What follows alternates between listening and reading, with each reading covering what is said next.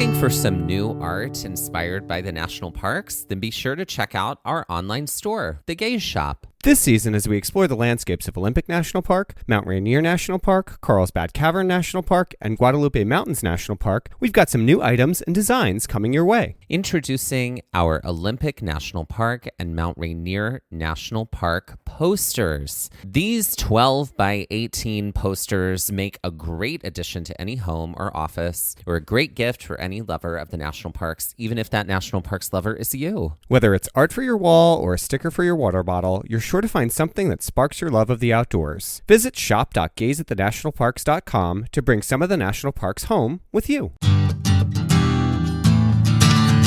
Hello and welcome to Gaze at the National Parks, the podcast. I'm Dusty. And I'm Mike, and welcome to our Season 7 Summit. A long, long time ago, I can still remember how those hiking trails would make us cry. Oh. I dug into the basement for that note. You did. Mm-hmm. You did. That's right. You did too. Mm-hmm. That's right. That's right. Our Summit episodes are our season wrap party. And there's nothing better to add to a wrap party than American Pie by Don McLean. That's a parody. Oof. Yep. The most sung karaoke song I feel like ever, and also the longest. And the longest. I don't know. Sweet Caroline's got to be up there too. That's like catnip for white people. Well, yeah. Yeah. Yeah. Yeah. I feel like, though, that's been replaced by Mr. Brightside. Mr. Brightside came in and took, that is the millennial space that Sweet Caroline fills for the boomer generation and Gen X. Boomers. Gen X, I think, is Bohemian Rhapsody. Oh, okay. That's Great. my thought. Okay. Millennials also grabbed onto that a little bit. Sure, but they Mr. Bright, I don't know what the Gen Z version or the Gen Z song would be. Probably Espresso.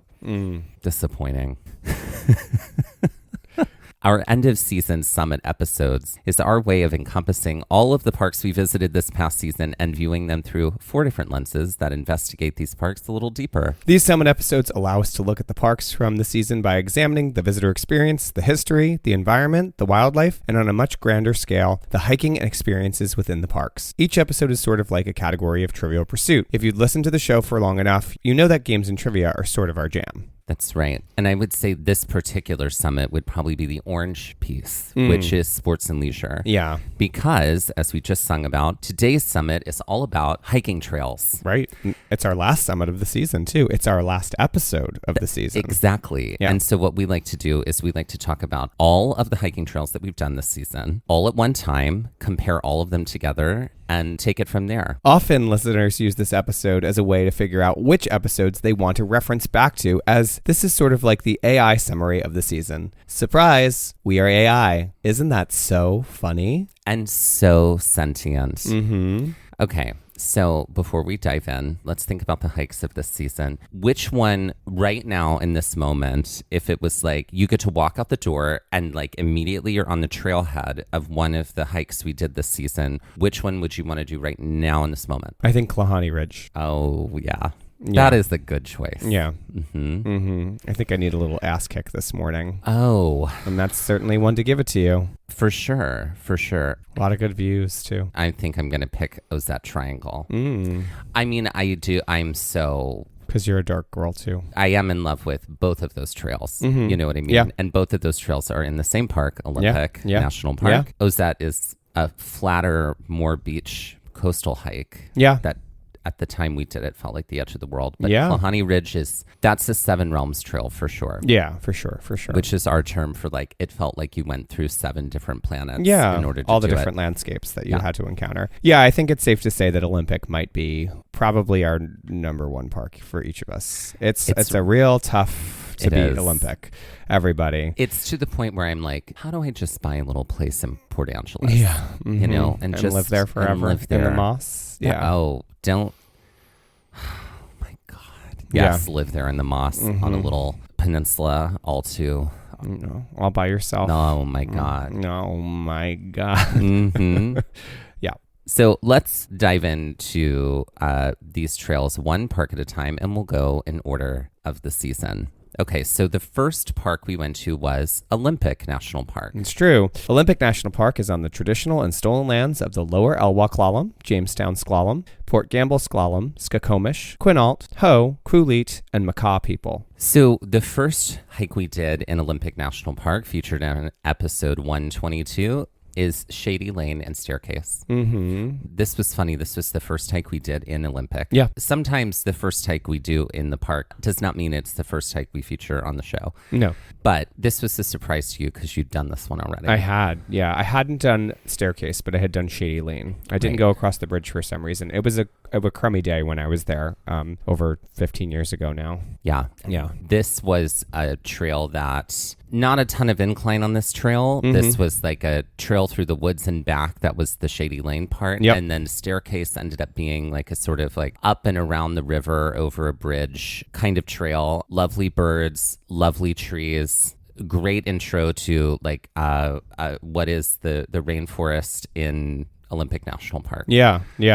What was the highlight for you from there? I think for me, the moss. And you're in sort of deep woods and not really in deep woods at the same time. You just feel like immediately, though, you're immersed in the ecosystem of the park. It doesn't take much for you to feel, oh, this is what this park is about, and this is what I'm going to see.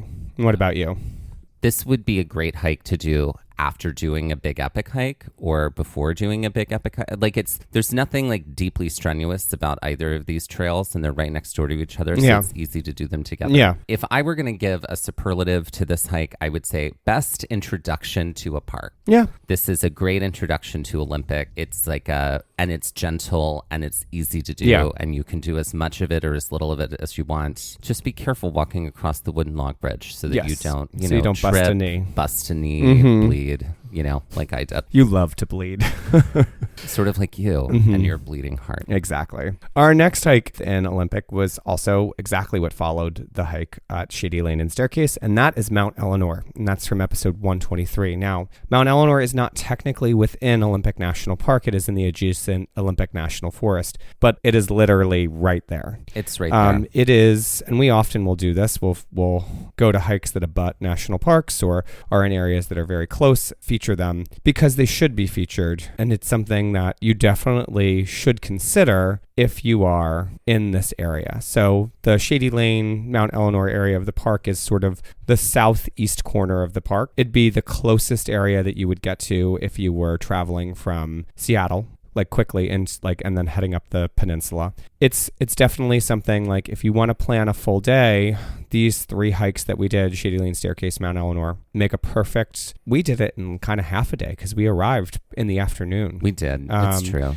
So it's very doable. Now, Mount Eleanor. Let's talk about our feelings on Mount Eleanor. I love Mount Eleanor. It was a butt kick. It's a 10. Yes. I'm pretty sure we rated it as it is a 10. 10 out of It is a 10 out of 10. 10. This is a not for the faint of heart hike. It is. Like, I've described it as like a 12 out of 10. Yeah. In some because the incline. Yeah. The whole time. Yeah. The incline, like from the very beginning, Yeah. the incline is a butt kick. Yeah. And it doesn't stop. No. And then there's snow. Yeah, depending on when you're doing it, you're bound to run into snow, which adds a level of treachery that is different from what we've experienced on snow hiking before because the incline was so intense. It was so intense. So at the end of that hike, that was the situation where we went to McDonald's and they didn't have French fries. Yeah, well, that was separately disappointing for you. Separately disappointing, but it was. But you've now somehow conflated it into the hike. I was exhausted and we were hungry. Yes, it wasn't like the McDonald's at the peak of Mount Eleanor that does not exist didn't have French fries for you, and that's what you expected. No, Mount Eleanor, not for the faint of heart. No. This is not a trail I need to do again anytime soon. I'll say that. I am glad I did it. The views up there are undeniable and unbelievable. Yeah. But for sure, one of the harder things I've ever done. Yeah.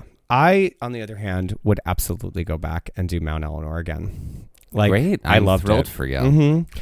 I would say that this hike, if we had to give it a superlative, is the most likely to make you cry. Absolutely. And I say that in multiple ways because on a strenuous level, yes. But on a natural beauty, like Oh, for sure. looking out from the one thing is I will never forget the views from the whole hike up. Like once you're past the tree line, incredible. And like weeping from beauty because that's how incredible this hike was as far as like views go. Like truly stunning. Yeah. Yeah. For sure. Mm-hmm. Next up, we have Klahani Ridge. Mm-hmm. So part of the reason why we did Klahani Ridge was there's a section of it that we wanted to hike that typically you would hike by going up to this one parking lot and hiking out in on this other trail, but that parking lot was closed because of a fire. Yeah. So, well, it would be, honestly, it would be going, we did it because we couldn't get up to Hurricane Ridge. That's right. It was to get to Hurricane Ridge. Well, to see the views in that area. Yeah.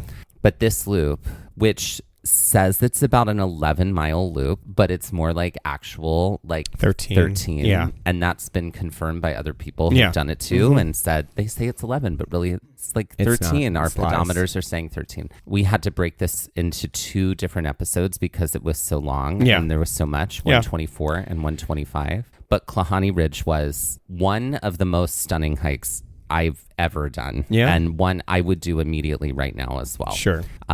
It's a hike through a forest, then to a lake, then up hillside, then into mountainside, then it's alpine, then it's walking along an alpine ridge, then it's a bunch of switchbacks up a ridge, then it's along another ridge, and then it's like down into forest and also like mossy forest. Yeah. And so kind of starts and ends the same way. It does. It does. Even though it's a loop. Without a doubt, a huge highlight of Olympic. Yeah. Absolutely. This is a strenuous it's just long. It's a long strenuous. There is a lot of incline to grunt up for sure, but I found this to be more tiring in the fact that it was just long and my feet were tired by the end of it. Whereas Mount Eleanor was short, but you had to grunt very quickly to get where you needed to go. That was the strenuous factor there. I do have to say, Klahani Ridge was certainly longer as far as distance. Yeah. But Mount Eleanor did feel like it required more energy from me personally than Klahani Ridge did. Would you recommend doing Klahani Ridge to people who go to Olympic? Oh, absolutely. Without a doubt. Yeah. Just, I mean, it's definitely also not one for the faint of heart or ill-prepared. Like, definitely know your limits and know if you are a strong hiker, this would be a good hike for you, for sure. And if I were to give this a superlative, I would give this like the gold medal for a 7 Realms trail. I'm putting it in the category with Sliding Sands Trail from Haleakala, South Rim Trail from Big Bend. Yep. And then do we have another one? I don't know that we have another one. These are kind of like our These big are guys. the only 3, where it feels like you've gone through 7 different You just see so much of the park. realms of, and so many ecosystems. Yes. So it gets the gold medal and gets the honorary entrance into the 7 Realms Club. 7 Realms. It's like the 5-time hosting club for us. Exactly. Yeah. Next up, we've got episode 126, which is Cape Flattery and Shai Shai Beach. So this was also not, well, Cape Flattery is not. Part of Shai Shai Beach is not in Olympic. They are on the lands that border the park that are part of the Macaw Reservation. So you do have to get a permit for both Cape Flattery and Shai Shai. But these are 2 separate hikes that happened for us on the same day. It's very doable to do them in the same day. Cape Flattery is essentially like a decline to boardwalk that takes you to a point that overlooks sea stacks, sea caves, birds, islands. I just feel like Stefan, like, it has New York's hottest club. It has everything. It's got everything. Sea stacks, birds that caw, blue-footed boobies. Barbies with sand in their hair. It definitely is that sort of hike. It did. Sand in but and then Shai Shai Beach is a separate hike where you hike through kind of like muddy forest land and then switch back down to a beach and hike the beach all the way out to the end where you're getting just like sea stacks and beautiful things. You're seeing tide pools along the way, just like incredible rocky formations along the whole of the hike. This is a wonderland of oceanic beauty. Like that's what I would kind of like, that's how I would if I had to superlative it, because you're seeing the ocean from so many different perspectives and you're seeing what beautiful things the ocean has done to this coastline, the habitats that are there. It is all about the ocean, baby, for these hikes. Oh, without a doubt. Yeah. Oh, for sure. which brings us to our next hike, which was episode 127, which is Ho Rainforest. Which you hated, this hike. Would never do this again. We speak in sarcasm. Absolutely. In our AI sarcasm. That's right. Because AI has figured out sarcasm, it seems, right? Well, and I'm sure nuance comedy. I'm sure it has nuance comedy. Ho Rainforest is something that people come to Olympic National Park to see. It's kind of like the centerpiece in a lot of ways, a doubt. I feel like, for people. Yeah. Now, unlike other national parks, but I guess similar to some other national parks, Olympic is very spread out. Yeah. We're talking like a 1 hour drive a lot of times between like one point and another. Yeah. So Shady Lane and Ho Rainforest is an easily like a 2.5 to 3 hour drive. Easily. From one side of the park to the other. So we actually ended up staying in 2 different Airbnbs in order to like do all the things we wanted to do. We stayed in Port Angeles. We also stayed in Forks, which is where we became Twilight Head. We did, because we became vampires, because we too started a love affair with Stephanie Meyer. Not Jacob, the other one. Robert Pattinson's character. What's his name? God, every Twilight head is screaming at us right now because we don't remember. It's Bella and... No, we're going to sit here in the struggle right now. We're not looking it up. Oh, it's Edward, isn't it? Edward, thank you. Right? Yeah, that's right. His character's name is Edward. Yes, you are correct. Okay. You're doubting yourself, but you are correct. I am, okay. Because Jacob is Taylor Lautner. That's right. Yeah. We did make a joke when we got to our Airbnb in Forks, which was a very interesting place. Go listen to our episodes about that. You can also hear about Mike having like a full moment over tides and their schedules. We were like, it would be so funny if we just got to the Airbnb and like on the TV, like all of the Twilight movies were like locked and loaded, preloaded, ready to watch. Sure and were. like that was exactly the situation. We turned it on and it was like right to the page on whatever streaming service it was for the Twilight movies. I was like, no lie, that's kind of brilliant. Yeah. Right? They know their audience. So Ho Rainforest. Yeah. When you look up Olympic National Park, often these are the photos you see. Yeah. When you see photos of the temperate rainforest of Olympic, this is what you're going to see. This does not disappoint. No. Ho Rainforest is not a big exploration. No. It could be if you wanted it to be. There's a river hike that we didn't get a chance to do because it was lengthy. Right. But you can do the 2 hikes in this area, Hall of Mosses and Spruce Tree. Yeah. Yeah. They're not that long. Yeah. Totally get a full experience by doing these smaller, shorter hikes. Yeah. What an absolute gift. This is, you truly will never see anything like this anywhere else in the world. No. This has been created because of the climate of this area. At least for now. And if you're someone who loves the color green, then this entire national park is for you. Yeah, absolutely. So I'll say that. For sure. What's your superlative? I think I'm going to give it Queen of Moss, I think is the superlative, because there is moss everywhere. Yeah. And for those of you from the South, I don't mean like the moss hanging from... Spanish moss hanging from trees. I mean like green moss that covers boulders. Mm-hmm. And also, I would have to say it's Queen of Moss and Ferns. Yeah. Which would be...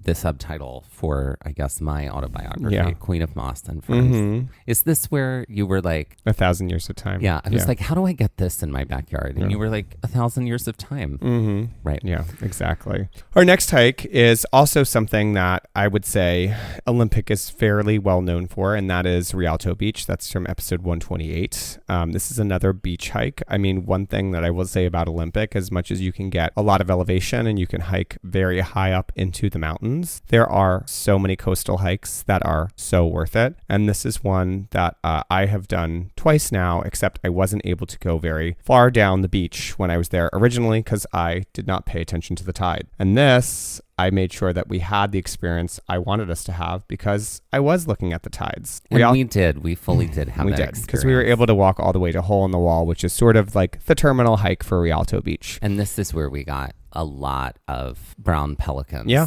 Which, I'm not going to lie, I haven't shared any of those brown pelican photos. Yeah. Our feeds, and I'm gonna have to do that. Yeah. Yeah. We definitely found that this is also like eerie in that like there are a lot of dead trees that are on the shoreline. That I mean, when the tide comes in here, it is nothing to mess around with. I've seen it. It is rough. You can guess why these trees are down in the way that they're down, because the tide is just merciless here. We also got some tide pools and some sea life here. We had the brown pelican moment. There's so much driftwood. Yeah, the driftwood is large and in charge. Mm-hmm. But this was the same day as Rialto Beach. We did another hike after this too. I would say, like, as far as coastal hikes go, this is definitely one that will stay with me for a long time, because it is just very iconic in the way that you would think of Olympic. So what would be your superlative? My superlative is definitely best driftwood hike for sure. Like you ain't gonna see driftwood pieces. Like, I mean, they look like giant's bones, dinosaur bone, like dragon's bones, Art whatever pieces. You want. Like, they are sculptural. It's incredible. Without a doubt. Yeah. Agreed. Next up is another coastal hike, and we talked about it earlier, and that is from episode 129, and that is Ozette Triangle. Mm-hmm. Yeah. Ozette Triangle is very special. Yeah. Creepy.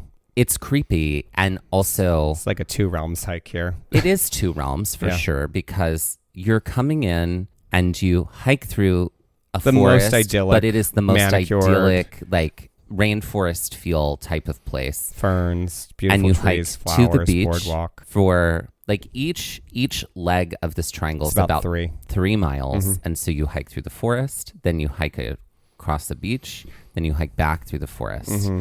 A lot of people might skip this. We almost skipped this, but it was the day we were like, no, let's just go. We were just sort of like autopiloting. We were doing a lot this day. Mm-hmm. We had done... That's what I just said. We did Rialto, and then Ozette. Yeah. And Ozette was one of those... It was mentioned in Becky's book, and also Becky had texted us about it and was like, that one's really good, and you wouldn't, like, try not to miss it, but if you do, it's not the end of the world. Yeah. But no, but it was the end of the world. Yeah. It was literally the edge of the world. Mm-hmm. Like, if you've ever imagined what the edge of the world might look like, or like limbo, or some other like realm and site of the earth, that is what the coast looked like on this day. So wild. It was unbelievable. Yeah. Because it was not only that, when we got onto the beach, it was also low tide. So we got tide pools. We did have some tide pools, although they just felt like rolling in. I think the dark tide pools. It felt like that. Felt like evil tide pools. But we also got incredible starfish on those tide pools that were purple and orange and red, and then God, it was amazing. That's also where we saw black bear. Yeah, we had little black bear. We also had bald eagles. We had everything on this hike. I mean, again, another like Stefan moment. Like truly. But this also was a hike where I think we moved through the first leg so fast. We're like, this hike said it's going to be like 4 to 6 hours. We're going to be done with this quickly. Yeah. And then we got to the beach and like the record scratched in like all the ways possible. Well, we also were not doing this hike in boots. We were doing it in sneakers, which ended up being a mistake for us. We should have worn boots. But so I'm just going to say, I'm going to shortlist this one for hike of the season. Oh, okay. There's some others we've mentioned that I would also shortlist. Klahani Ridge. But the superlative that I'm going to give Ozette Triangle is the award for undersold and overdelivered. For sure. Absolutely.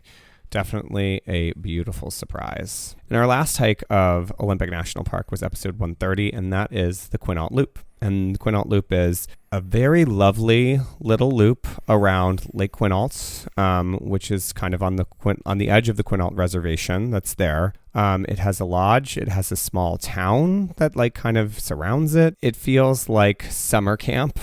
Like that's the best way that I could describe everything in this area. It has that very sort of like memory of childhood, like going to this lodge and just like being a kid and being on the lake. Not that I ever had that experience as a child, but like I would imagine that people who are lake people, in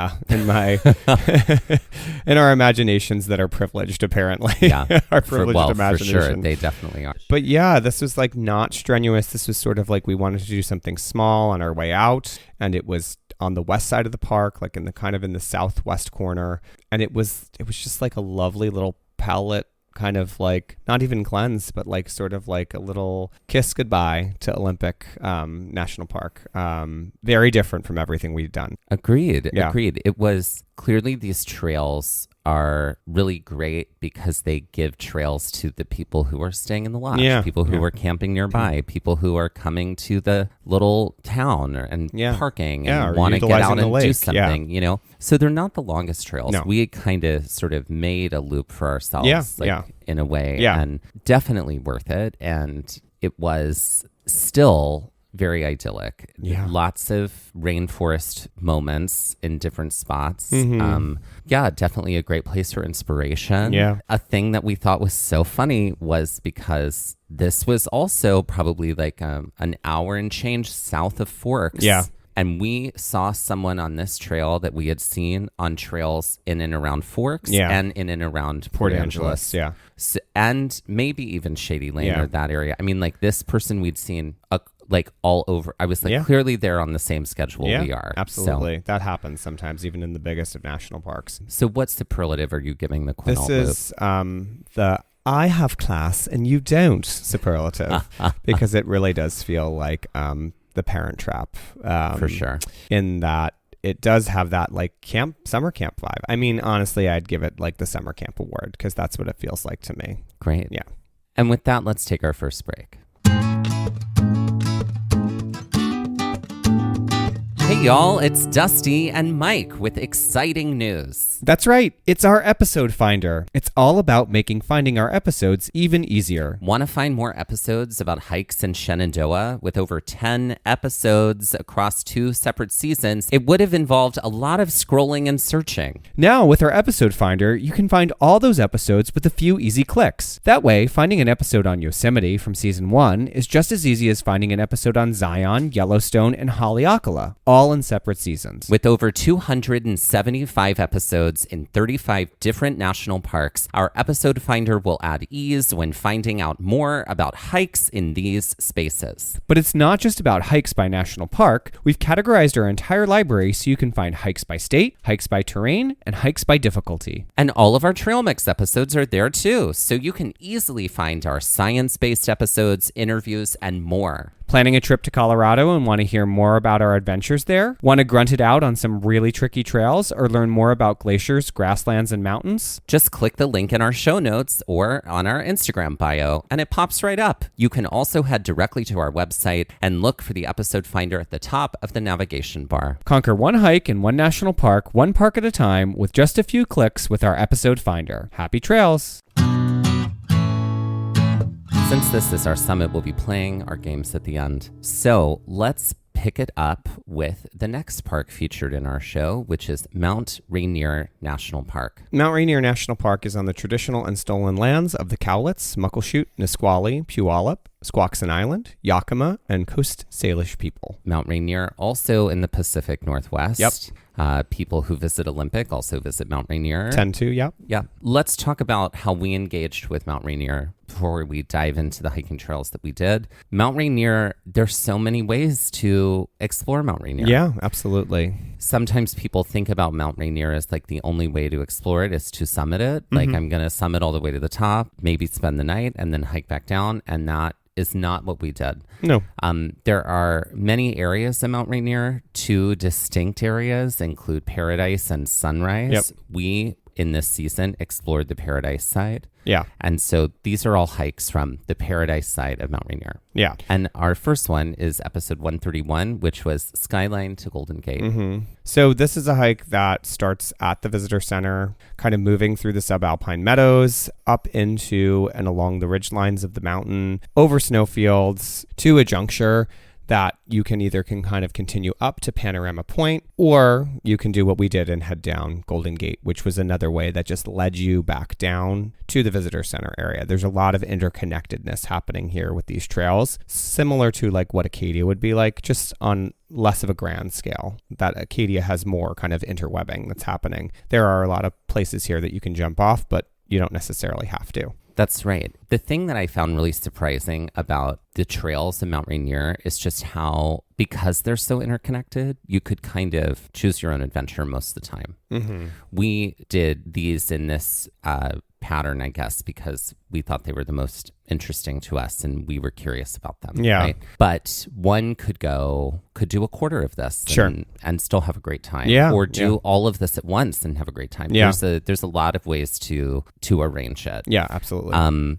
We did get some amazing views of Mount Rainier the whole time. Yeah, we were lucky because sometimes you just don't see the mountain, even if you're on it. We had both days that we were there, just incredible views of the mountain, kind of the entire time. Yeah. It was not clouded over at all. A portion of this hike in episode 131 is a section where we like get up to a very snowy area and we just kind of like go, okay, we're going to go from here to here. And then we're going to go from here to here. We were with Becky, who is expert at doing that kind of thing. And so we felt like we had the tools necessary and the information necessary in order to do that. I think that if I were to give this particular arrangement of trails a superlative, I would probably give it the award for being surprisingly accessible in something that feels enormous. Yeah, I agree. It definitely was daunting as far as elevation, but not bad. Like it felt daunting only in that the mountain looks and is,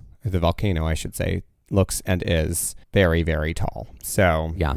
Mm-hmm. The next hike that we did was Panorama Point to McClure Rock, which was essentially approaching skyline from an opposite direction. This is where we hiked up from the visitor center, but from the lower parking lot, essentially, and then headed up, if you're looking at like the mountain from the Paradise side. When we did skyline to Golden Gate, we went up to the right, and this was a trail that we went up to the left, which kind of overlooked where the Nisqually Glacier is and which was once more prominent. And this took us up to Panorama Point and McClure Rock, which is kind of, these are jumping off points if you were going to continue to hike to Camp Muir or even to Summit, you would sort of head this way, most likely. There were a lot of people on the trail here for this hike, and we could see people moving up the snowfields and watch people moving up to Camp Muir from this hike. This is where we saw mountain goats. Yeah. And also marmots. Yeah. So we did get some good wildlife sightings here. We also were able to, because we went further than Pan Point, which is often commonly referred to, up to McClure Rock, we sort of just had that space to ourselves, which was really nice considering how crowded the area of Panorama Point is. It's true. Yeah. It's very true. Yeah. I really enjoyed this because it was, while Mount Rainier can feel gigantic, these hikes were not that long. Like we would end the day and we had done a max of 8 miles. Yeah. Or maybe 9. Yeah. Maybe 7. Yeah. I mean, it was like that kind of thing, but it felt like you covered a lot of ground. Yeah. And exploring Mount Rainier from the Paradise side, to me, felt like what you're getting is the opportunity to see the mountain from a lot of different angles, which is so wonderful. Yeah. And also gave us, I mean, we had a 4-peak day that one day, and we got to see Mount Washington, Mount Hood, Mount Adams, Mount St. Helens. Yeah. You know, a lot of beautiful things. Yeah. If I had to give this a superlative, I would say this is, this felt very much so like if one were in like the Swiss Alps. So I, like, again, never been there, but it had that sort of feel of like ski chateau and like just, you know, that alpine-y Wonderland sort of feel. So I'm going to give this the Alpine Ski Chateau superlative. That's what I'm feeling here. Great. Yeah, even though it wasn't as tree up here, it's definitely more craggy and rocky. It definitely had that sort of that feel. Yeah. And then our final episode in Mount Rainier was episode 133, Comet Falls to Trail of Shadows. This was in a different section of the park. This trail brought us to a waterfall that had a very picturesque view. And then we were able to take the trail up and on top of the waterfall. Yeah. And then the Trail of Shadows was a very small loop trail that we did around this other area near the parking lot. Near Longmere. Near Longmere that had some interpretive signage. Yeah. Which Trail of Shadows is definitely something to do with people who like a flat hike. Yeah. And it's a good like hike to do with kids, I would say, or anyone that might have some Totally. mobility issues, for sure. For sure. It gives you like a walk through nature without being difficult. Things that this trail does offer, specifically on Comet Falls, is there is a view of this waterfall that does feel like the opening scene from the animated Beauty and the Beast. Like when you're looking through the woods and you see the waterfall or the castle, like it feels like that. Like there's this one moment that it was like, well, damn, you know, like that's amazing. You also get some incredible views of the mountain, like Rainier peeking through the trees at these like perfect moments. And so like that's incredible too. This is the only day where clouds sort of interfered with the mountain for us, but for the most part, And then it would peek through again for a moment, and then it would get covered up again. I mean, there are definitely times people go to Mount Rainier and they're there all week and they're like, never saw the mountain. The clouds were too much. And that's just how it is. You know, obviously you can't control the weather regardless of what Republicans say. Comet Falls is very special. This was our last hike in Mount Rainier. On our last day, we were literally like headed out to Seattle after that. And so, it was, I really enjoyed this. If I were to give this hike a superlative, I would say it gets the award for surprise photographic moments. Like it'll be like you turn a corner and suddenly something incredible is there. Or you turn a corner and the angle is just like, whoa. Where you have to take a moment. Yeah, for sure. And now let's turn our attention to the Southwest for the last two parks of our season. First up is Guadalupe Mountains National Park. Guadalupe Mountains National Park is on the traditional and stolen lands of the Mescalero Apache and the Lipan Apache. So the first hike in Guadalupe Mountains National Park that we did was Guadalupe Peak, which is the tallest mountain in Texas. I'm going to shortlist this hike of the season too on that little list. Guadalupe Peak. I mean, a lot of people come to Guadalupe Mountains National Park in order to hike this hike. And that is hiking to the tallest peak in Texas. Seeing a weird obelisk. There is one there. American Airlines put in. That's right. Very strange. But this is a hike that is also not for the faint of heart or ill-prepared. It is a strenuous hike for sure. For sure. And it takes a while to do. It is the first thing we did in the park. It was good to front load. This was definitely the hardest thing I think we did the entire time we were in the park. And we almost didn't do it on this day because we were thinking about wind and would wind be in our way and hiking this in the wind would not be a great idea. No, and it was still very windy when we did it. But this is a hike that is just incline. You are just headed up. It is also a hike that has like 3 false summits, like where you're just like, oh, there it is. Nope, that's not it. You are also able to see some other hikes from here. We saw Devil's Hall from here, which was really cool.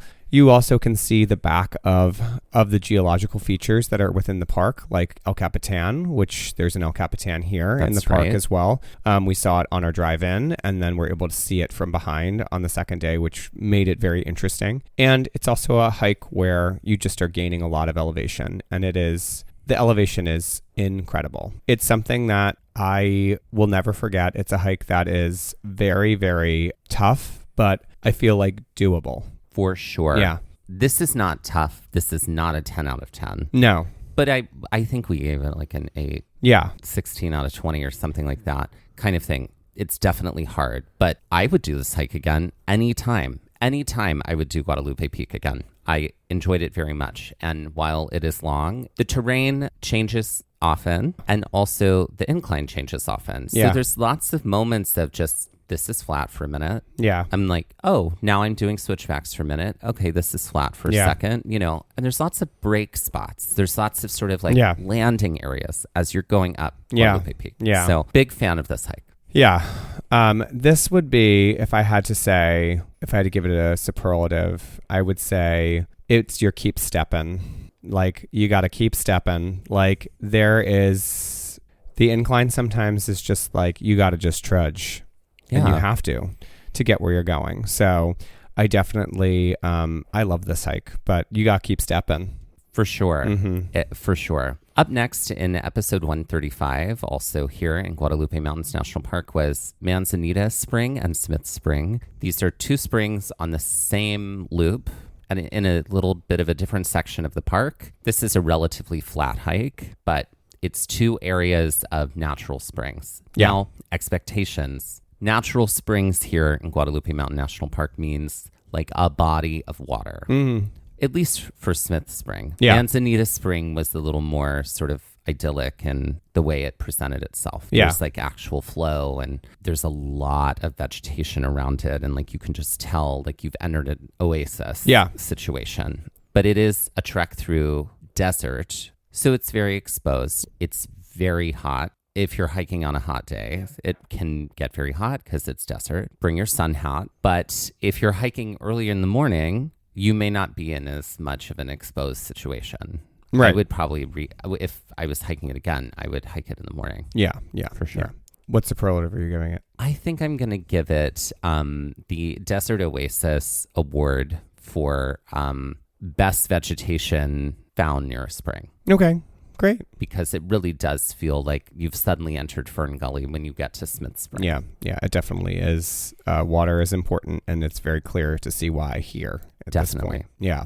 Our next trail is one of my favorites within the parks, and that is Devil's Hall. Devil's Hall is a trail that we did on our second day within the park, not necessarily consecutively after our first day, because we had a break and we were at Carlsbad then. But Devil's Hall is a trail that starts the same way that Guadalupe Peak does, and then you end up in a wash. You take that wash for quite some time, hiking over large boulders and around things, and then eventually end up at this stone staircase that's naturally kind of like a pour over, essentially, that you're climbing up into what feels like a temple, and you end up in a slot canyon, which is Devil's Hall. It is truly a magical hike. It definitely feels like the nature spirits rule here, but it's a hike that is like a moderate hike is what I would say. It's definitely one I think that's a little bit more doable and a little bit more iconic for the park itself. This was one of my favorite hikes we did in Guadalupe Mountains National Park. I would absolutely do it again any day. It is mostly flat, even though you do have to like boulder over a bunch of big rocks. Yes. What superlative are you going to give Devil's Hall? For Devil's Hall, I would feel like the Nature Temple Award, because it really does feel like this is all natural, but it does feel like this would be an altar place, like a temple space. And it does feel like if I was worshiping nature, this is where I would want to do it for sure. This did feel like a pilgrimage to something like that, for sure. Absolutely. And then we get to our final hike in Guadalupe Mountains, which was in episode 137, which is McKittrick Canyon. I'm not giving this award to McKittrick Canyon, but best signage I might give to that, because they had a sign about snakes that don't molest snakes. Yes, otherwise please don't molest the snakes, which was an odd use of that word for sure. Yeah. This is a hike that we hike down into a wash, and it's like over and around a wash a lot, and then you're kind of in the valley of a canyon that kind of is like a wash that leads into a canyon, but still feels like a wash the whole time. Yeah. Then you're kind of hiking beside the wash. Then there's some human-made structures over to the side from some the folks. Pratt cabin. The Pratt cabin. The Pratts who had this cabin then donated the land that they had to what became the Pratt the park. Homestead. Yeah. Then it led to the grotto, which was this natural formed area that was fascinating. Like a very small cave that had natural kind of stalagmites and stalactites and columns. Yes. Yeah. What a cool thing to see. You could continue this hike up to the notch if you wanted to. And then you could finally get to what is the rim of the canyon, where a lot of people will turn around and go back. But this is definitely like a hike where you decide where you want to turn around. Yeah, absolutely. It's all goes in one direction and back. Flat most of the time. Yeah. And then you end up getting the incline as you're heading up toward the grotto, then the notch, then the rim. And it just gets more and more incline along the way up. If I were to give McKittrick Canyon a superlative, I would probably give it the best trail to tag onto a day where you've done other trails. Yeah. For sure. Which we had done. Yep. We did other trails earlier this day, and then we went and did this one. Yeah, it's not super strenuous. I'd put it on the light to low moderate end of things. It is a very doable hike. And I think seeing the different things that you can along the way, like the cabin and then also the grotto, and if you want to take it further, you can. I think the reason we didn't go further and go higher up is because the view we got from Guadalupe Peak is sort of like, if you want to get above and see the park, that's sort of the hike to do. like you don't necessarily need the elevation if you don't want to see a panorama. Right. Because you've already gotten such a good panorama at Guadalupe Peak. And now let's head to our final park of season 7, which is Carlsbad Caverns National Park. Carlsbad Caverns National Park is on the traditional and stolen lands of the Mescalero Apache and the Lipan Apache. All right. We'd done many caves, but we had not done Carlsbad Caverns. No. And now we finally have. Glad we saved it till the end. For sure. Mm-hmm. So let's start with, we presented these episodes in the order that we did them when we were in Carlsbad Cavern. And I'm really glad we went in this order. Yeah. We started with the Lower Cave Tour. Mm-hmm. That is in episode 138. Yeah. And that involved signing up very early, months ahead of time to get a reservation. I mean, the actual It's only thing. 12 people on the tour. And we had to do that ahead of time. And this was the first day where they were finally offering the Lower Cave Tour of the season. Mm-hmm. And so we were there on a very good day. Yeah. So we were the first Lower Cave Tour of the season. Yeah.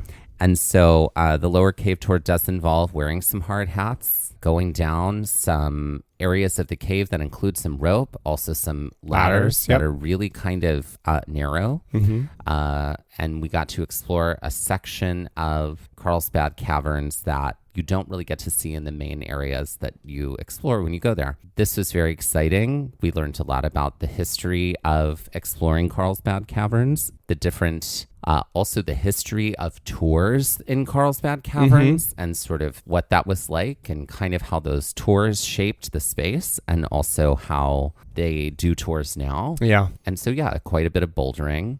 By bouldering, like there was some spots like on the way back that were like, you definitely had to use your hands at the same time. Yeah, but you weren't like climbing. You weren't like gripping onto things and climbing over things. I would argue that there were definitely some like up and over stuff like in that last But leg. you weren't grabbing onto holds and hoisting your body up. No, you weren't doing that. So I wouldn't you were say that stabilizing a lot. I'd say scrambling over bouldering. That's what I meant to say, scrambling. Yeah. I would say that this is the best spelunking experience award because we had not, as far as all the caves that we had done tours, but this one felt really like you were doing like you were caving without it being too involved. But you had like more of an experience. It was more intimate. You were guided. They gave you a lot of things to think about. I do feel like it allowed for a lot more learning opportunity than just exploring the cave on your own. I agree. The next part of this was the natural entrance. So in order to go into Carlsbad, you also do need to get tickets. It's not just, you can't just walk in. So whether you're going through the natural entrance or if it's inaccessible to you because you may be in a wheelchair or have a stroller and you're using the elevator, you are ticketing your way in. And the natural entrance is truly like descending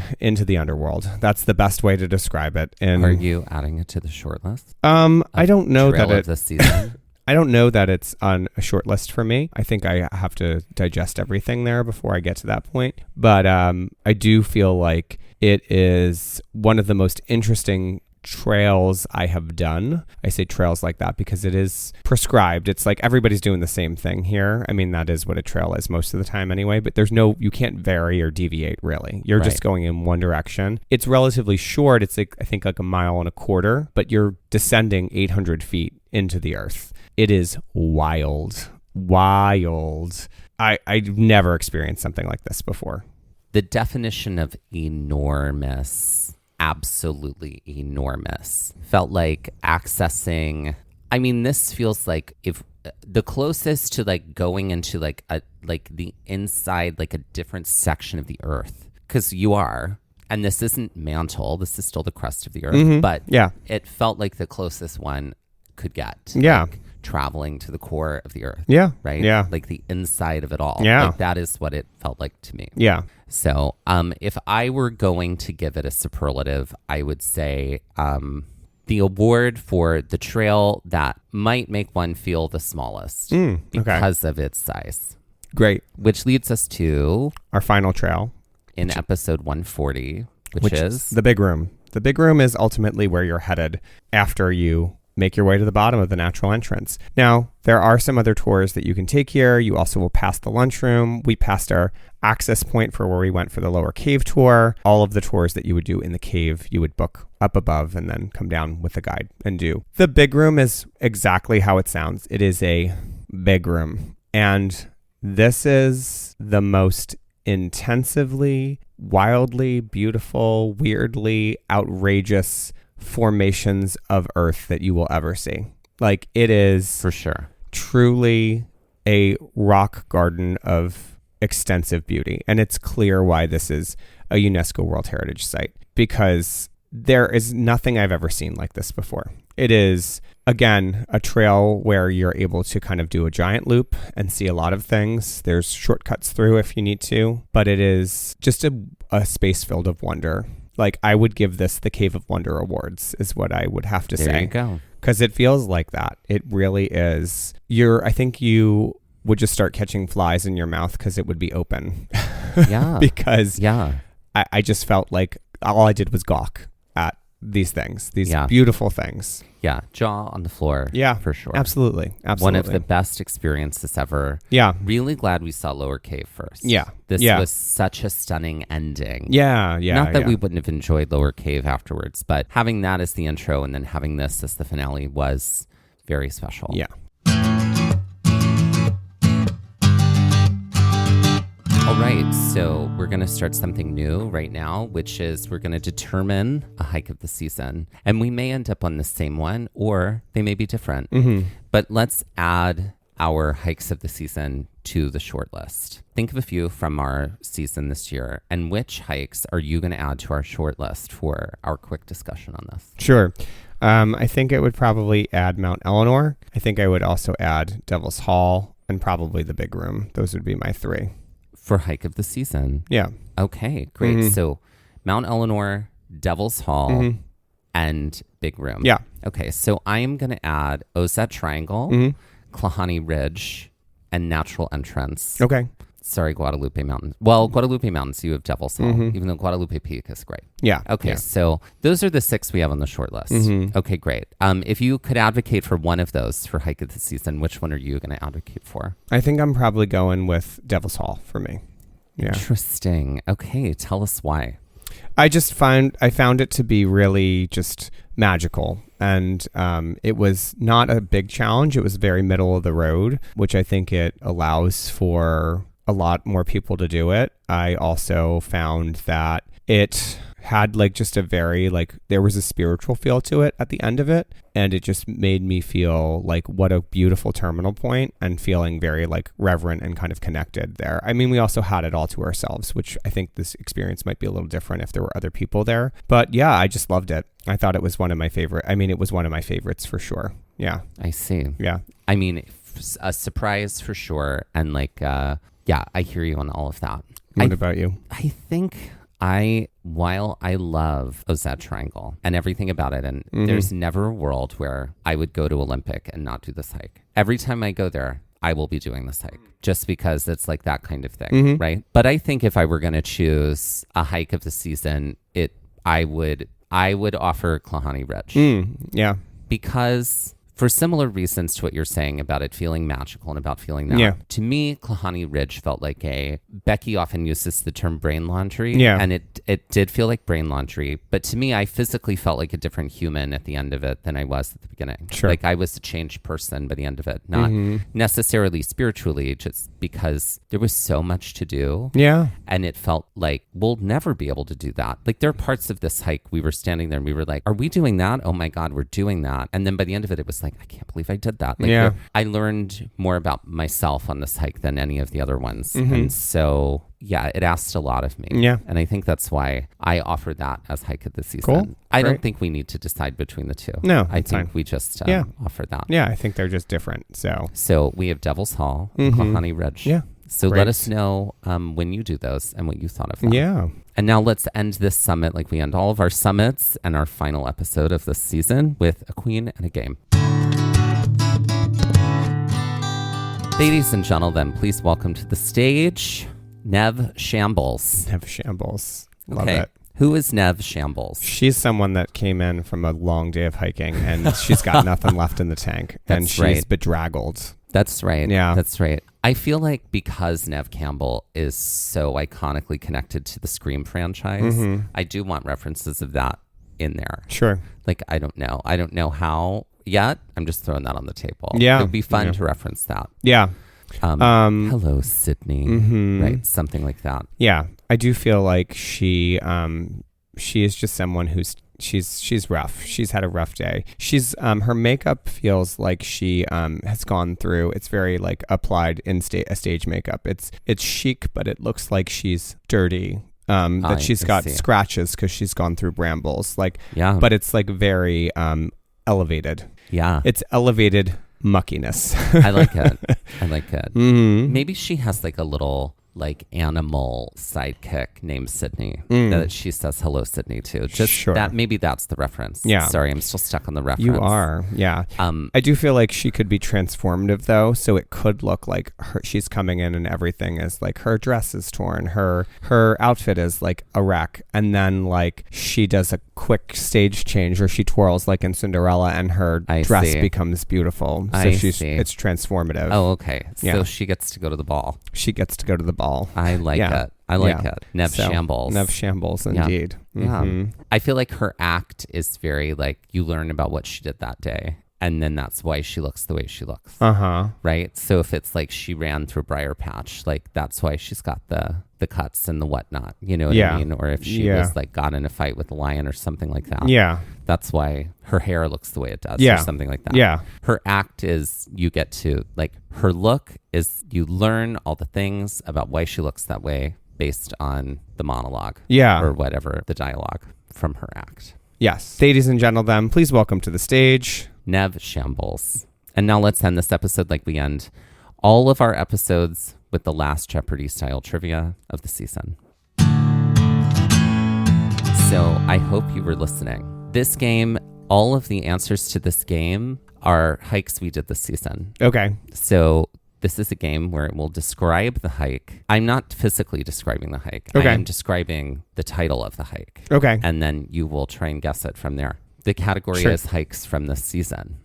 Okay, great. For 100, this hike in Olympic National Park is where you might go if you want to be showered in compliments. What is Cape Flattery? That is correct. Okay, for 200, this hike in Mount Rainier is certainly a spot where you will not find Peter Pan. Or maybe you will because he might be looking for his.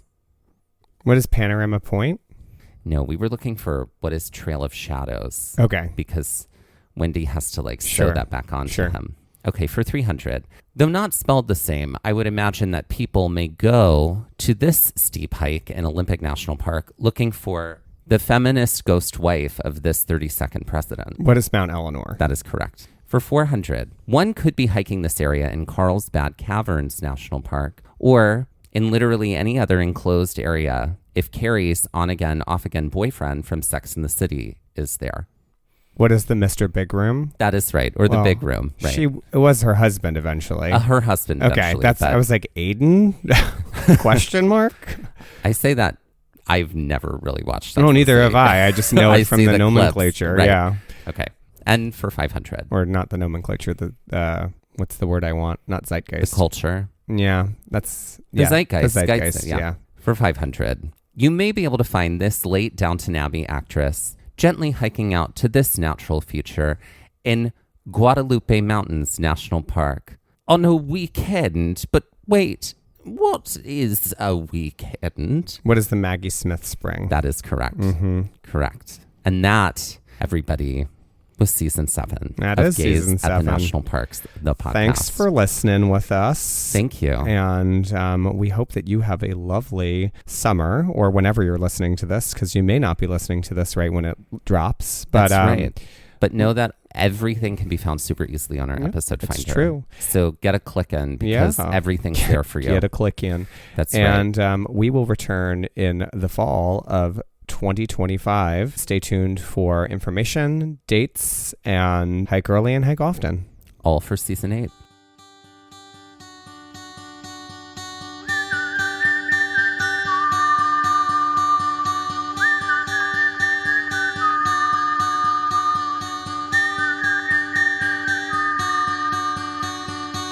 Looking for more episodes like the one you just heard? Then be sure to check out our episode finder for episodes by park, state, hiking difficulty, and terrain, as well as all of our Trail Mix episodes in one helpful place. Click the link in the show notes of this episode, our Instagram bio, or visit our website to make your listening experience even easier. This has been Gaze at the National Parks, the podcast, and we're here to remind you to hike early and hike often, and that adventure is always out there. Gaze at the National Parks was created, produced, edited, and hosted by us, Dustin Ballard and Michael Ryan. To see images from this episode, follow our Instagram at Gaze at the National Parks. To contact us, email us at gazeatthenationalparks@gmail.com. And to find out more about the parks visited on this show, visit our website, gazeatthenationalparks.com. That's Gaze, G-A-Z-E. All original artwork featured on Instagram and on our website is by me, Michael Ryan. All original music was written and performed by Dave Seaman and Mariella Klinger, with Sean Sklios on guitar. Our music producer is Skylar Fortgang. We would also like to acknowledge that while recording this episode that we were on the traditional and stolen lands of the Lenape people, also known as New Jersey.